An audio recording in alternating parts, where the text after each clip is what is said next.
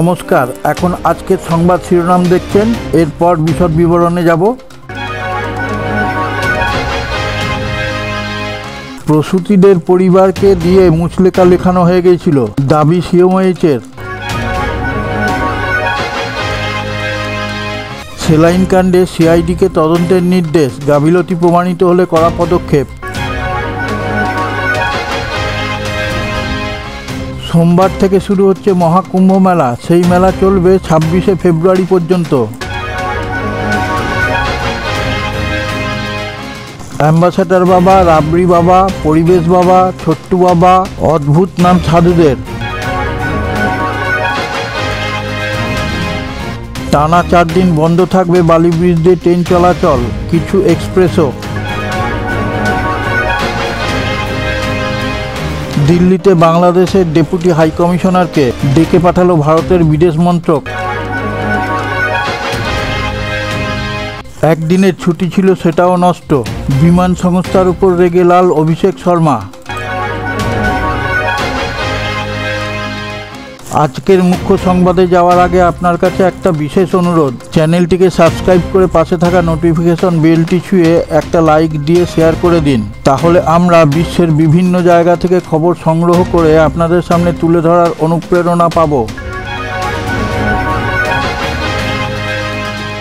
প্রসূতিদের পরিবারকে দিয়ে মুচলেকা লেখানো হয়ে গিয়েছিল, দাবি সিএমএইচের। চিকিৎসার আগে পরিবারের লোকজনকে দিয়ে বেড টিকিটে মুচলেকা লেখানো হয়ে গিয়েছিল, এমনই দাবি করলেন পশ্চিম মেদিনীপুর জেলা মুখ্য স্বাস্থ্য আধিকারিক। সেলাইন কাণ্ডে সিআইডির তদন্তের নির্দেশ, গাফিলতি প্রমাণিত হলে কড়া পদক্ষেপ জানালেন মুখ্য সচিব। নিম্নমানের সেলাইন দেওয়ার ঘটনায় গাফিলতি প্রমাণ হলে অভিযুক্তদের বিরুদ্ধে কড়া পদক্ষেপ নিতে চলেছে মুখ্য সচিব। পাশাপাশি তদন্ত করবে সিআইডিও। সোমবার থেকে শুরু হচ্ছে কুম্ভ মেলা, সেই মেলা চলবে 26শে ফেব্রুয়ারি পর্যন্ত। কুম্ভ মেলা আয়োজিত হচ্ছে প্রয়াগরাজে। এবারের মহাকুম্ভে 45 কোটিরও বেশি ভক্তের সমাগম হবে বলে মনে করা হচ্ছে। অ্যাম্বাসাডার বাবা, রাবড়ি বাবা, পরিবেশ বাবা থেকে ছোট্টু বাবা, মহাকুম্ভে ভিড় অনেক অদ্ভুত নামী সাধুদের। এবার মহাকুম্ভের ত্রিবেণী সঙ্গমে প্রচুর সাধু আসার সম্ভাবনা। টানা 4 দিন বন্ধ বালি ব্রিজ দিয়ে ট্রেন চলাচল, বাতিল থাকবে শিয়ালদা ডানকুনি লোকাল, কিছু এক্সপ্রেসও। বালিঘাট এবং বালি হল্টের মাঝখানে 95 বছরের প্রাচীন বালি ব্রিজ মেরামতের প্রয়োজন। এবার দিল্লিতে বাংলাদেশের ডেপুটি হাই কমিশনার নুরুল ইসলামকে ডেকে পাঠালো ভারতীয় বিদেশ মন্ত্রক। সোমবার দুপুরে তাকে দিল্লির সাউথ ব্লকে বিদেশ মন্ত্রকের দপ্তর থেকে তাকে বের হতে দেখা গিয়েছে। ভারত বাংলাদেশ সীমান্তে কাঁটাতার নিয়ে তার সঙ্গে কথা বলা হয়েছে।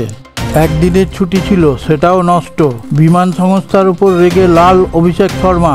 ভারতীয় দলের তরুণ ব্যাটসম্যান সমাজ মাধ্যমে একহাত নিয়েছেন বেসরকারি বিমান সংস্থা ইন্ডিগোকে। ওই সংস্থার কর্মচারীরা এত দেরি করেন, সেই কারণে বিমানটি ধরতে পারেননি। আপনি যে জায়গা থেকে ভিডিওটি দেখছেন সেই জায়গার নাম যদি কমেন্টে লিখে পাঠান, তাহলে আমরা আপ্লুত হব।